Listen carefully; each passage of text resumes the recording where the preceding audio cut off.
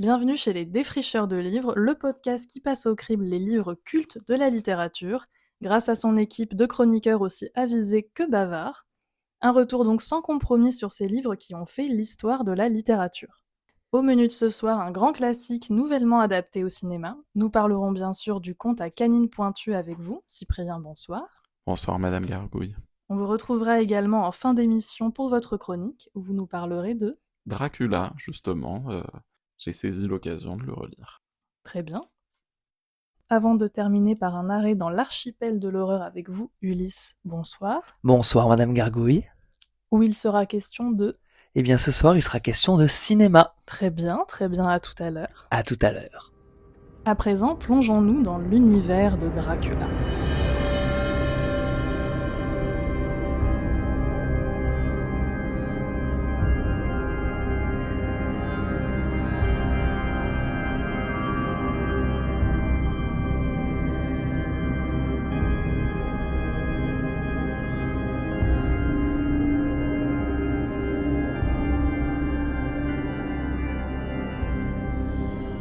Publié en 1897 et écrit par l'Irlandais Bram Stoker, Dracula est un roman épistolaire mettant en scène la figure du vampire. Bien qu'il ne soit pas le premier à écrire un roman autour de ce type de créature, on pense évidemment à Joseph Sheridan Le Fanu ou à Polidori, il marque toutefois la postérité avec son personnage devenu mythique, le comte Dracula. Celui-ci n'a cessé, depuis cette fin du XIXe siècle, d'irriguer l'imaginaire collectif et d'apparaître dans différents livres, films et séries. Mais au-delà de nos vagues souvenirs qui mêlent souvent différentes adaptations, de quoi parle le roman de Bram Stoker ? Quelle histoire nous raconte-t-il ? Est-ce que Cyprien, vous pouvez nous éclairer sur la question ? Alors Dracula, c'est d'abord l'histoire d'un groupe de personnages qui seront tous amenés à rencontrer le comte Dracula, qui cherche à venir s'installer à Londres. Il organise sa venue depuis la Transylvanie, et pour cela il sollicite les services d'un jeune clerc de notaire, Jonathan Harker. Celui-ci va ainsi découvrir l'étrange nature du comte et participer malgré lui à son arrivée funeste dans la capitale anglaise. Justement, Cyprien, vous êtes notamment là parce que vous avez fraîchement terminé le roman, Tout à donc fait. tous vos souvenirs sont à jour, pas tout à fait comme les miens. Est-ce que vous pouvez nous dire ce qu'a été justement cette lecture de Dracula ? Oui. Donc ce qu'il y a d'amusant d'abord quand on lit Dracula, c'est qu'il y a à mon sens trois parties distinctes. La première, on la connaît tous, c'est cette partie très fantastique et gothique avec Jonathan Harker, seul dans le château du comte, qui a peur pour sa vie et également pour sa raison. La deuxième partie s'attache à décrire l'arrivée de Dracula en Angleterre et ses conséquences sur Lucie qui est en proie à un mal mystérieux. Ses prétendants, et le docteur Van Helsing, enquêtent sur ce mal qui la ronge et tentent de la soigner. C'est une partie très pragmatique où on est au cœur des discussions, réflexions et hypothèses de ce groupe de personnages autour de ce mal. Et dans la troisième et dernière partie, la menace de Dracula se fait grandissante et ce petit groupe prête serment pour l'éliminer. C'est le début d'une chasse à l'homme pour venir à bout du mal qu'il représente. Et alors, est-ce que vous avez frissonné ? Est-ce que vous aussi, vous avez eu peur du comte ? Moi, évidemment, j'ai eu peur du comte, mais pas dans le même sens que Jonathan Harker. Je pense qu'au début, nous, en tant que lecteurs modernes, on sait que Dracula est un vampire, alors que lui, on voit bien qu'il écrit d'ailleurs son journal, notamment parce qu'il se dit « personne ne me croira le jour où je le raconterai » et est-ce que ce que je vois est réel ? Et c'est en ça qu'il y a une partie fantastique, dans le sens où le personnage principal ne sait pas s'il est sain d'esprit ou non. Effectivement, c'est même l'essence du fantastique que d'avoir un personnage qui a des doutes sur ce qu'il voit, ce qu'il ressent, finalement sur sa propre subjectivité. Et le roman de Dracula étant un roman épistolaire, c'est peut-être pas le bon terme, mais Mais qui... au moins un roman de journaux, effectivement, à la fois journaux intimes et journaux pour consigner les événements plus Tout tard à dans le fait. récit. Ça nous met justement au cœur de la subjectivité des personnages. Exactement. Et du coup, pour répondre à votre question, est-ce que j'ai eu peur du conte ? Il fait peur, mais évidemment, après, moi, je connaissais la réalité de la nature de Dracula, et du coup, j'attendais plus les indices, et j'attends de voir en me disant, ah oui, et ça me permettait aussi de me mettre à la place de Jonathan Harker.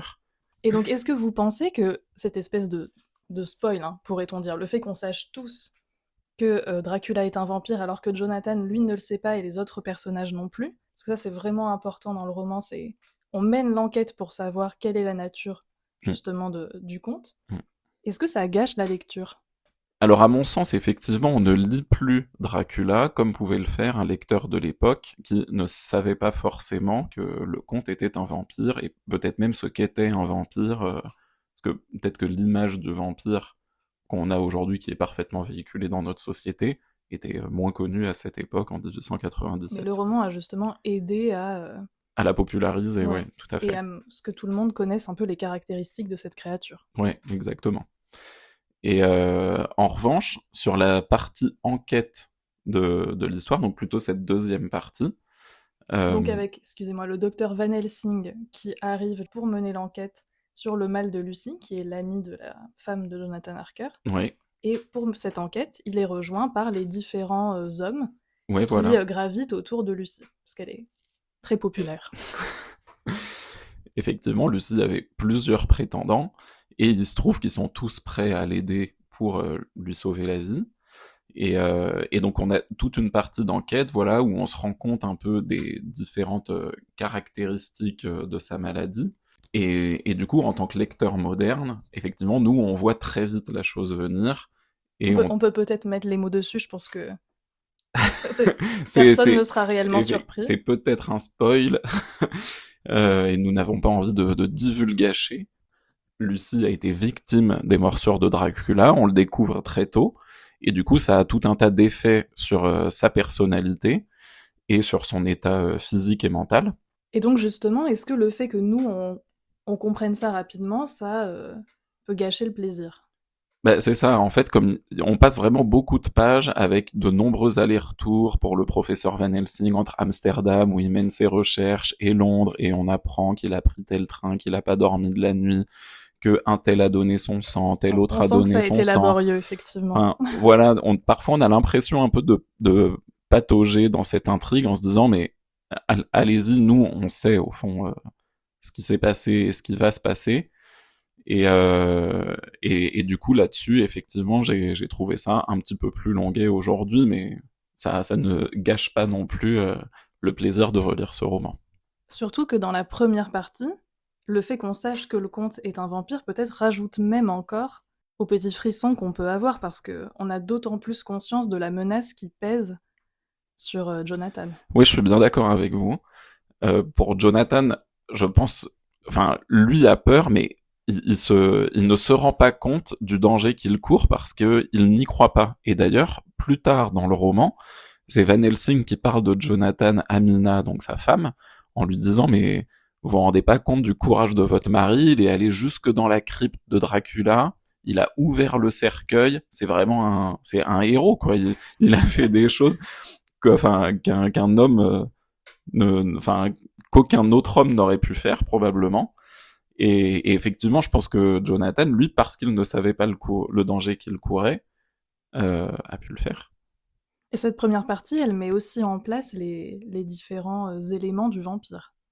C'est notre première rencontre avec le comte finalement, et cette créature. Oui, effectivement, et avant même de rencontrer le comte, on suit un peu le voyage de Jonathan en Transylvanie, et on voit que la population, elle est effrayée du comte. Ils lui confient des crucifix, ils lui disent de ne pas y aller. La diligence refuse d'aller plus loin sur le chemin au moment d'entrer, de trop s'approcher du château du comte. Donc, avant même de rencontrer le comte, nous, lecteurs et même Jonathan, on voit bien qu'il y a quelque chose qui cloche dans cette atmosphère, dans cette ambiance. Mais lui est si anglais que Ah ben, il trace lui, sa route. mais il trace sa route, il y va, puis il se dit, mais vraiment, ces paysans, qu'est-ce qu'ils peuvent être Superstitieux. superstitieux, voilà, exactement. Et finalement, c'est pas étonnant que cette première partie, elle ait constitué l'essence un peu de Nosferatu et que ce soit celle qu'on retrouve dans le plus d'adaptations. Bah c'est ça, déjà parce qu'elle a posé les bases de ce qu'est un vampire, avec donc les différents éléments de quoi est-ce que le vampire a peur, que ce soit de l'ail, des crucifix, des images saintes, qu'est-ce qu'il aime, le sang, la morsure, la morsure du vampire avec les deux petites pointes qui restent sur le cou. Et justement, ces caractéristiques seront développées ensuite dans la deuxième partie avec Lucie et l'enquête qui sera menée autour de ces signes. Exactement. On voit que cette créature du vampire, elle est ancienne, elle fait partie voilà, de la superstition, de cette ère un peu reculée de l'Europe où on sent que, pour le narrateur, la civilisation n'est pas arrivée. Pas encore, en tout cas. Oui. Heureusement, l'Angleterre arrive. Oui. Et, Vous riez, mais il y a un peu ce côté-là, en c'est vrai. vrai, non hein. mais c'est vrai. Ils sont très contents d'eux-mêmes. Voilà. Et justement, est-ce que le vampire, il a pas un côté un peu anachronique dans ce Londres de la fin du 19e, industriel, l'Empire, etc. Alors, je... je répondrai en 2 temps à votre question. Donc, si on parle du vampire Dracula, finalement, nous, on le voit assez peu dans Londres. On est plus au courant de ses actions et on suit ce groupe qui cherche à savoir où est Dracula, quelles sont les différentes maisons et les lieux qui peuvent l'abriter dans Londres. Oui, c'est ça, on le cherche, on sait qu'il est là, et on cherche à le débusquer. Du coup, nous, en tant que lecteurs, on ne voit pas Dracula bouger dans Londres, on voit pas, entre guillemets, l'histoire d'un prince étranger de l'Est arriver dans une nouvelle société Oui, occidentale. ce qui est souvent le cas dans les cœur, films, pourtant. Mais... Voilà, exactement, et ce qui a été repris ensuite avec Dracula, qui est un personnage plus principal, à mon sens, dans les films, qu'il ne l'est dans le livre. Mais c'est plus une menace qui plane. Et c'est en plus, tout cas, voilà. une fois passé cette première partie où il est vraiment présent. Ouais, exactement. Mais d'un point de vue symbolique, ce vampire qui finalement incarne quelque chose d'ancien et de menaçant dans ce Londres moderne, il va falloir l'affronter, et justement, on va emprunter les outils modernes, à savoir la science, pour le traquer. Pour le traquer et l'affronter, exactement. Mais la foi est aussi importante. On sent que c'est ce groupe qui va le chasser, il est marqué quand même par cet esprit chrétien. Et tout à fait. Et justement, peut-être face au mal qu'incarne le vampire. Exactement, et c'est très drôle d'ailleurs parce que moi j'ai l'impression, en tout cas en ayant relu le livre récemment, que l'idée aussi de Bram Stoker, en tout cas dans cette histoire de Dracula, c'est de montrer que la science et la religion peuvent aller de pair pour combattre le mal, quelle que soit sa forme. Intéressant. Je vais méditer. Et pour revenir sur ce mal qu'il incarne, est-ce qu'on peut peut-être préciser ? Alors, pour moi, il y a 2 types de mots qu'incarne le vampire. Il y a d'abord un mal physique, dans le sens où c'est une créature monstrueuse, il est non mort, il n'a pas les habitudes des vivants, il ne mange pas, il ne boit pas, il ne se reflète pas dans le miroir. Il n'a pas d'âme. Il n'a pas d'âme, voilà. Très important pour nos chrétiens de héros. Et en plus de ça, il tue des gens, il leur fait du mal, il boit leur sang. Même des enfants parfois qui sont menacés. Voilà, exactement. Et du coup, à ce titre-là, il fait du mal à la société comme pourrait le faire un assassin, dans le sens où, ou un tueur en série. En plus, avec cette notion d'un point de vue chrétien, c'est monstrueux. Voilà. Donc en plus de ce mal physique réalisé sur la société, il y a aussi un mal moral autour de Dracula, notamment autour de la luxure. Oui, c'est un personnage qui est un peu sulfureux. Qui est sulfureux, un peu immoral, et dont on ne connaît pas bien les pratiques. On sait qu'il a des concubines dans son château. On voit qu'elles qu'il sont s'en très prend... belles. Ouais, on voit qu'il s'en prend aux femmes la nuit en rentrant dans leur chambre. Il y a des histoires d'échange de fluides. Voilà. Donc de nombreuses connotations qui peuvent être sexuelles, en tout cas subversives, et d'autant plus dérangeantes aussi dans cette société victorienne, particulièrement cadenassée.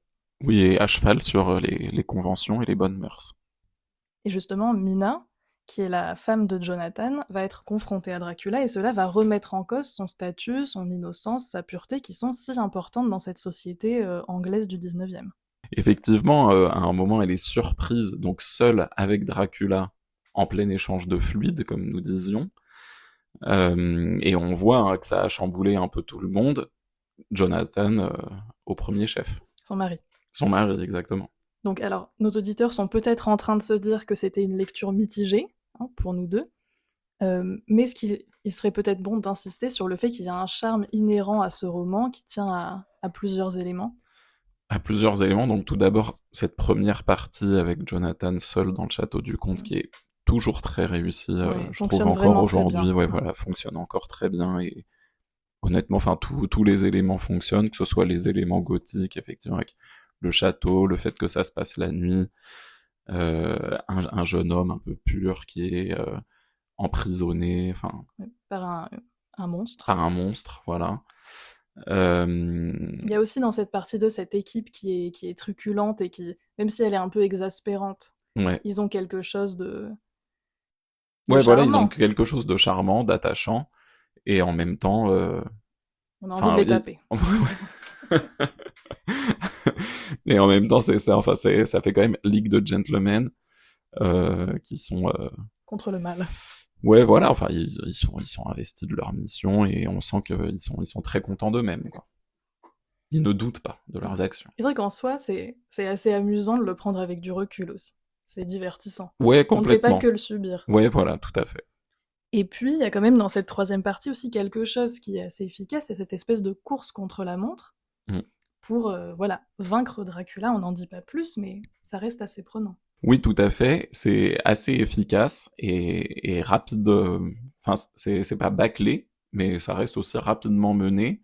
Et, Et là aussi, ça et fonctionne là bien. aussi, ça fonctionne bien, ouais. Ça finit bien le roman. Ouais.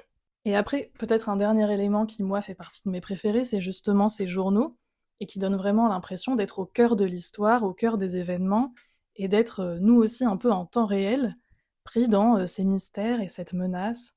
Et je sais pas si ça a été pareil pour vous, mais c'est quand même l'une des spécificités du roman. Oui, tout à fait. Et c'est vrai que je pense que ça peut être aussi très agréable à lire un peu au jour le jour.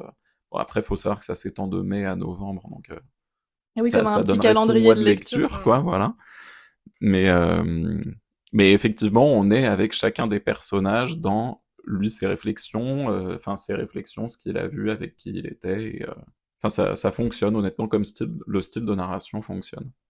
L'une des raisons pour lesquelles nous faisons cet épisode, c'est que il y a une actualité. Luc Besson a adapté Dracula en juillet. Alors évidemment, on voit au vu de ce qu'on a dit que c'est pas évident hein, d'adapter un roman comme celui-ci. Mm. Est-ce que vous avez des informations, des attentes? Moi, je l'ai vu, et Dracula a une place qui est plus centrale dans le film que ce qu'il a dans le livre. Et je trouve que c'est un choix qui est assez logique parce que dans le livre, on est un peu sur un roman choral avec un groupe de héros qui fonctionne comme tel, et qui est peut-être donc plus difficile à mettre en place dans un film où le média forcément est un peu plus court, un peu plus resserré, et faire de Dracula un personnage plus central, un monstre à visage humain auquel on pourrait aussi s'attacher, fait sens, tout simplement. Et peut-être plus de notre époque aussi. Et c'est peut-être aussi plus de notre époque, et ça donne quelque chose à voir, effectivement, de nous aussi, notre humanité. Alors que c'est ça, le côté où on va juste vaincre le mal par la science, c'est un petit côté positiviste 19e, C'est vrai que c'est un peu daté. voilà, qui aujourd'hui nous parle un peu moins avec le rejet parfois du progrès qu'il peut y avoir depuis, je sais pas, la bombe atomique. On s'égare un peu. Ouais. Et donc, est-ce que vous conseilleriez à quelqu'un qui a lu et aimé le livre d'aller voir ce film? En 3 mots. Pas nécessairement. Pour moi, si vous avez aimé le livre, vous serez probablement mieux avec le Dracula de Francis Ford Coppola, qui reprend, dont Besson a repris l'idée donc d'un Dracula amoureux avec. Oui, parce que c'est l'élément central du film de Luc Besson, si j'ai bien compris. Ouais, c'est ça, c'est l'élément central. On démarre par là, on termine avec, et c'est vraiment le fil rouge de tout le film de Luc Besson, et qu'il n'y a pas du coup dans le roman. Et donc vous pensez que ça pourrait ne pas plaire à quelqu'un qui aurait lu Dracula Ouais, quelqu'un récemment? qui est vraiment puriste de Dracula, qui a envie de retrouver ce qu'il a lu dans Bram Stoker, pour moi, n'y retrouvera pas forcément son compte. Et notamment aussi parce que cette première partie fantastique gothique avec Jonathan Harker dans le château du comte, je trouve, n'a pas forcément été très bien traitée dans ce film, alors que c'est C'est un passage obligé. Ouais, hein, c'est on un passage l'attend. obligé, exactement, pour, je pense, un film qui traite de Dracula. Très bien, merci. Alors, je vais aller le voir bientôt et j'en discuterai d'ailleurs sur la chaîne Ça gargouille dans ma tête. Donc voilà, si vous voulez avoir un autre avis post-visionnage, vous pouvez le retrouver là-bas. Autopromo. Et à présent, L'oreille du lecteur. donc un élément qu'on a mentionné mais pas complètement détaillé, c'est le kitsch du roman de Bram Stoker. C'est ce sur quoi vous vouliez donner plus de détails aujourd'hui. Tout à fait, merci. Donc si on retient de Dracula le début de l'histoire avec Jonathan Harker seul dans le château du comte, qui se demande ce qui lui arrive et dont il croit chaque nuit qu'il va se faire manger, on peut aussi retenir cette histoire d'amour à travers les siècles, qui n'est certes pas présent dans l'œuvre originale, mais dont l'idée a été si bien véhiculée par le fabuleux film de Francis Ford Coppola, qu'il fait aujourd'hui partie intégrante du mythe de Dracula. Et pourtant, lire Dracula, c'est aussi et surtout se coltiner une bande de potes de la fin du 19e qui sont bien gratinés. Entre gentlemen de la haute bien sous tout rapport, code d'honneur et foi. Le premier passage que je veux vous lire se situe au moment où Van Helsing demande à chacun de l'accompagner pour une mission dont ils ne savent rien. C'est d'ailleurs pourquoi je vous demande une promesse aveugle, de telle sorte que ce soir, même si vous m'en voulez à mort, et je ne puis cacher que cette supposition a des chances de devenir réalité, vous n'aurez à vous blâmer de rien. Voilà qui est parlé franchement, coupa Quincy. Moi j'ai confiance en le docteur Van Helsing. Je ne vois pas où il veut en venir, mais je le sais honnête, et c'est là la meilleure référence pour moi. Arthur prit alors la parole. Docteur Van Helsing, je n'aime guère acheter un chat dans un sac, comme on le dit familièrement.